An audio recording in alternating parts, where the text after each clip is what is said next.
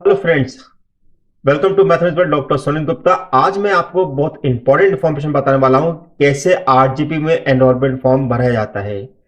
Student की information आ रही थी, सर एनरोलमेंट फॉर्म आरजीपी में कब से भराएंगे, तो मैं आज इसी के बारे में आपको बहुत इंपॉर्टेंट इन्फॉर्मेशन देने जा रहा हूं।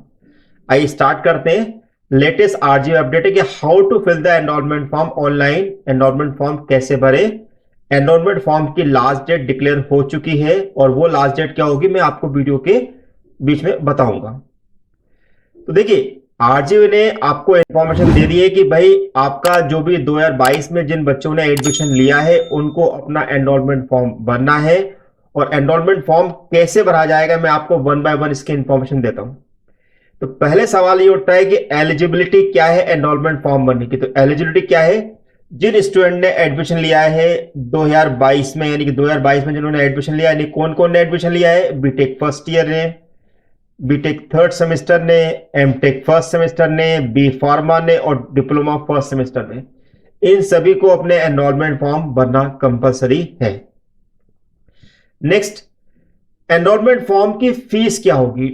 आपके मन में एक सवाल उठ रहा होगा, सर एनरोलमेंट फॉर्म की फीस कॉलेज में और यूनिवर्सिटी क्या लेती है। तो देखिए, यहां पर दो चीजों का हमें ध्यान रखना है। पहला चीज हमें ध्यान रखना है कि आप एमपी डोमिसाइल हैं या अदर स्टेट के डोमिसाइल हैं, यानी कि क्या आप एमपी में रहते हैं या अदर स्टेट के हैं। अगर आप एमपी में रहते हैं तो आपकी फीस लगनी है 150 रुपीज, और अगर आप अदर स्टेट में रहते हैं तो आपको फीस देनी है 650 रुपीज। ओके। एमपी डोमिसाइल मतलब जिनके पास एमपी डोमिसाइल का सर्टिफिकेट है, और अदर स्टेट वो जिनके पास एमपी डोमिसाइल का सर्टिफिकेट नहीं है। राइट। सेकंड है कि इंपॉर्टेंट डॉक्यूमेंट कौन कौन से आपके यहां पर लगने वाले हैं, तो ध्यान से समझिएगा क्योंकि बहुत इंपॉर्टेंट है। सबसे पहले आपका लगेगा डीटी काउंसलिंग स्लिप, यानी कि जब आपने एडमिशन लिया है तो वहां पर आपको एक डीटी की काउंसलिंग एडमिशन स्लिप मिली होगी, वो आपको रखना है। नंबर टू, 10th क्लास की मार्कशीट की फोटोकॉपी रखेंगे। नंबर थ्री, 12th क्लास की मार्कशीट, डिप्लोमा बीएससी मार्कशीट या बीटेक। देखिए, इसका मीनिंग समझ लीजिए। अगर आप बीटेक फर्स्ट ईयर में एडमिशन ले रहे हैं तो आपकी 12th की मार्कशीट लगेगी।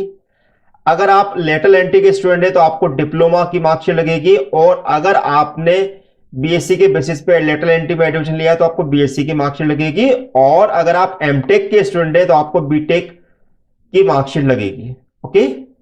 ट्रांसफर सर्टिफिकेट आपका लगेगा जिसकी फोटोकॉपी आपको लगानी है। नंबर 5, माइग्रेशन आपको ओरिजिनल लगाना है। ये आपको विशेष तौर पर ध्यान रखना है कि माइग्रेशन जो है आपका ओरिजिनल होना चाहिए। नंबर 6, आपका एनरोलमेंट फॉर्म जो भी आप भरेंगे, online form filled by the student. कैसे ये फॉर्म भरेंगे वो मैं आपको बाद में बताऊंगा। देन उसके बाद ऑनलाइन पेमेंट स्लिप। ये 7 डॉक्यूमेंट आपको अपने कॉलेज में सबमिट करना होगा हार्ड कॉपी की फॉर्म में।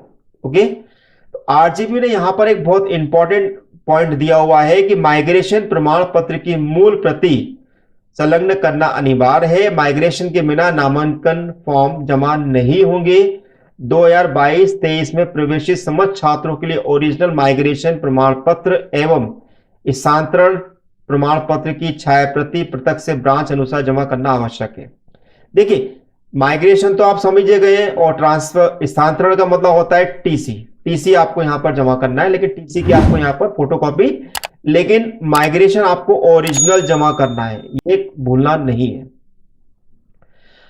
अब जब आप यहां पर इन सब डॉक्यूमेंट को अपने पास रख लेंगे तो वहां पर आपको वन बाय वन आपको यहां पर सबसे पहले आपको करना है पोर्टल रजिस्ट्रेशन, यानी कि आपको आरजी के पोर्टल पर रजिस्ट्रेशन करना है। तो सबसे पहले आप करेंगे, विजिट करेंगे www.rgpb.ac.in पर। तो आपको इस प्रकार का पेज वहां पर ओपन हो जाएगा। जैसे इस प्रकार का पेज ओपन होगा तो आपको यहां पर इस स्टूडेंट पोर्शन पे जाना है। ठीक है, इस स्टूडेंट पोर्शन पे आप क्लिक करेंगे। जैसे स्टूडेंट पोर्शन पे क्लिक करेंगे तो आपको ये वाला पोर्शन दिखाई देगा। उसके बाद आपको यहां पर पोर्टल रजिस्ट्रेशन पे मूव करना है। जैसे आप पोर्टल रजिस्ट्रेशन पे मूव करेंगे तो आपके पास फिर ये स्टूडेंट रजिस्ट्रेशन की डिटेल आपको मांगेगा। इसमें ध्यान रखना है कि आपको अपना रोल नंबर आपको पता होना चाहिए। वैलिड ईमेल आईडी आपको यहां पर रखना है। मोबाइल नंबर आपको वही रखना है जो आप जनरली यूज करते हैं। कई बार देखा गया है कि बच्चे अपने मोबाइल नंबर चेंज करते रहते हैं। और ईमेल आईडी भी आपको वही रखना है जो आप जनरली यूज करते हैं। Scan copy of photograph of size 100 × 100 का रखना है, यानी कि जो भी आप फोटोग्राफ अपलोड करने वाले हैं वो फोटो को आप गुड क्वालिटी का होना चाहिए, जिसका साइज 100x100 का होगा। साथ में आपको स्कैन कॉपी रखना है सिग्नेचर की, जो कि जिसका साइज होगा 23x70 का। ठीक है, तो यहां पर इन चीजों का आपको ध्यान रखना है। इसके बाद आपको अपना बनाना है पासवर्ड। तो पासवर्ड बनाते समय कुछ बातों का ध्यान रखना है कि at least one upper case letter होना चाहिए, लोअर केस लेटर होना चाहिए, एटलीस्ट वन नंबर होना चाहिए, at least one non alpha numeric symbol होना चाहिए, यानी कि आपका डॉलर, एक्सक्लेमेशन साइन, इस प्रकार का कोई भी आप सकते हो। और length must be minimum 7 and maximum 50। जो भी पासवर्ड बनाएंगे उसके लेंथ मिनिमम 70 लेटर्स की होना चाहिए और मैक्सिमम 50 लेटर तक बना सकते हैं। इसके बाद आपको करना क्या है कि आप उसी के नीचे आप स्क्रॉल करेंगे तो स्क्रॉल के बाद आपको यहां दिखाई देगा एडमिशन ईयर।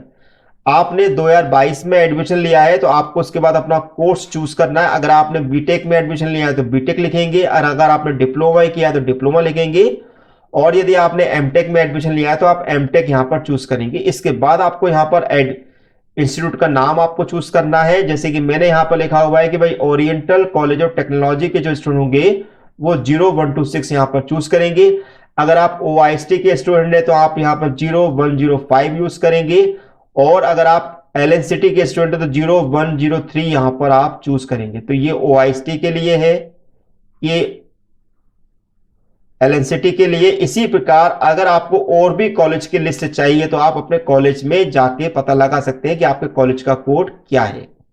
इसके बाद आपको यहां पर ब्रांच चूज करनी है कि किस ब्रांच में आपने एडमिशन लिया हुआ है।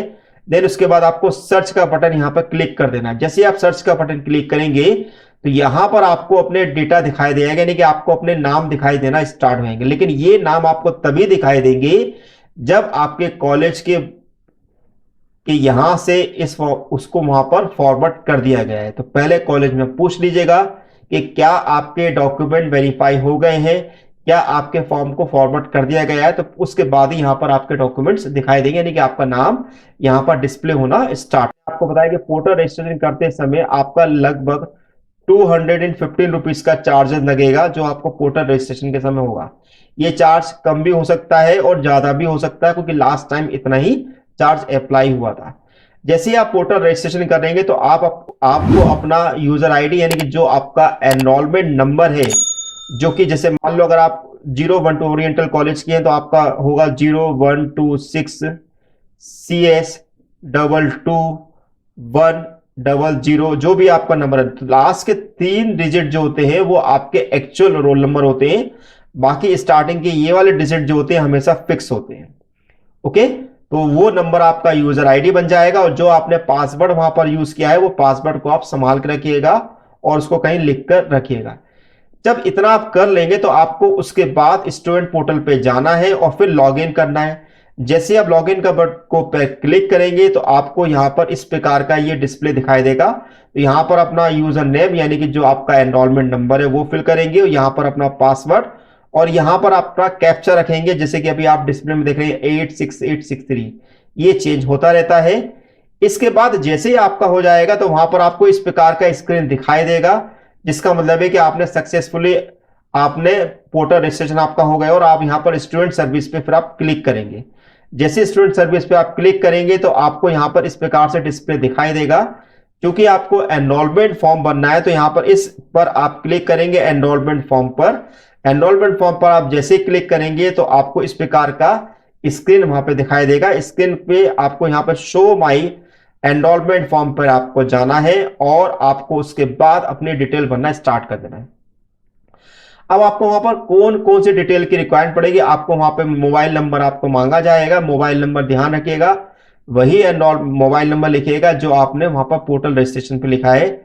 एड्रेस बनना है, फादर का नेम आपका वहां पर डिस्प्ले हो जाएगा, ईमेल आईडी वहां पर डिस्प्ले हो जाएगी, और इसके अलावा यदि वो आपसे कोई और डिटेल अगर वहां पे मांगता है तो वो डिटेल आपको वहां पर भर देनी है। उसके बाद आपको वो डिक्लेरेशन फॉर्म भरने को कहेगा, तो डिक्लेरेशन फॉर्म वहां पर क्लिक करिएगा और उसको सबमिट कर दीजिएगा। जैसे ही आप सबमिट करेंगे तो उसके बाद आपको पेमेंट पर लेके जाएगा। तो पेमेंट क्लिक करना होगा कि भाई क्लिक ऑन पेमेंट ऑप्शन। जैसे आप पेमेंट ऑफ करेंगे तो अगर आप एमपी डोमिसाइल के हैं, जैसे कि मैंने आपको स्टार्टिंग में बताया, तो आपको 150 रुपीज का पेमेंट करना रहेगा। और अगर आप अदर स्टेट की हैं तो आपको वहां 650 का पेमेंट करना होगा। ध्यान रखिएगा, इसमें किसी भी प्रकार की कोई गलती नहीं होना चाहिए। अगर आप ये गलती करेंगे तो आप परेशानी आपको उठानी पड़ेगी। इसके बाद आप क्या करेंगे, when your payment successfully done then your registration will be done. यानी कि अगर आपने अपना पेमेंट सक्सेसफुली आपका डन हो गया है तो इसका मतलब है कि आपका रजिस्ट्रेशन भी डन हो गया है। फिर से आप क्या करेंगे, वापस अपने पोर्टल रजिस्ट्रेशन पे आएंगे, जाने के बाद आप व्यू रिपोर्ट में आप मूव करेंगे। व्यू रिपोर्ट जैसे ही आप ओपन करेंगे तो आपको वहां पर कुछ इस प्रकार से दिखाई देगा। तो यहां पर थोड़ा ध्यान दीजिएगा, यहां पर आप जैसे एनरोलमेंट फॉर्म पे क्लिक करेंगे तो आपका एनरोलमेंट फॉर्म खुल जाएगा, उसको डाउनलोड कर लीजिएगा। देन उसके बाद आपको सेकंड चीज आपको यहां पर जरूरत पड़ेगी, this is the enrolment payment receipt. Enrolment payment receipt आपकी आइदर 150 की होगी या 650 की होगी। इन दोनों पेमेंट रिसिप्ट को आप लीजिएगा इनमें से, यानी कि एक एनरोलमेंट फॉर्म और दूसरी इनमें से कोई एक। इन दोनों को अपने उन डॉक्यूमेंट के साथ लगाकर आपको अपने कॉलेज में सबमिट करना होगा। जैसे आप कॉलेज सबमिट करेंगे तो सबमिट करने के बाद आपका एनरोलमेंट का फॉर्म का प्रोसीजर कंप्लीट हो जाएगा। तो डियर फ्रेंड्स, आपको मेरी इंफॉर्मेशन कैसे लगी मुझे जरूर बताइएगा। लेकिन अब सवाल ये उठता है कि सर ये इसकी डेट क्या है। तो यहां पर मैं आपको बता दूं कि इसकी लास्ट डेट जो है वो 30/12/2022 है। यानी कि आपको 30/12/2022 तक सभी प्रकार से अपना एनरोलमेंट फॉर्म के डिटेल भरकर आपको अपने कंसल्ट फैकल्टी मेंबर को दे देना है। और अगर आप ऐसा करते नहीं हैं तो 18/1/2023 यानी कि जो लेटरल एंट्री के एग्जाम होने वाले हैं उनमें आपका एडमिशन स्लिप यानी कि कैन मिला के एडमिट कार्ड आपका जनरेट नहीं होगा और आपको एग्जाम में बैठने नहीं दिया जाएगा। तो अभी लेटरल एंट्री के फॉर्म बनाना स्टार्ट हो गए हैं। कॉलेज में आप कांटेक्ट करिएगा और जल्द से जल्द इस प्रोसेस को कंप्लीट करिएगा जिससे कि किसी प्रकार की आपको परेशानी ना हो। तो डियर फ्रेंड्स, आपको मेरी ये इंफॉर्मेशन कैसे लगी मुझे जरूर बताइएगा। अगर आप ऐसे और भी इंफॉर्मेटिव वीडियो अगर आप चाहते हैं आर्ट से रिलेटेड तो मेरे चैनल को आप सब्सक्राइब कर लेगा और बेल आइकन को प्रेस करना ना भूलेगा जिससे कि आपको ये इंफॉर्मेटिव वीडियो मिलते रहे। साथ में आप मेरे टेलीग्राम ग्रुप पे आप ज्वाइन कर सकते हैं जिसका नाम है maths by doctor Sonendra Gupta. Thank you for watching my channel doctor Sonendra Gupta.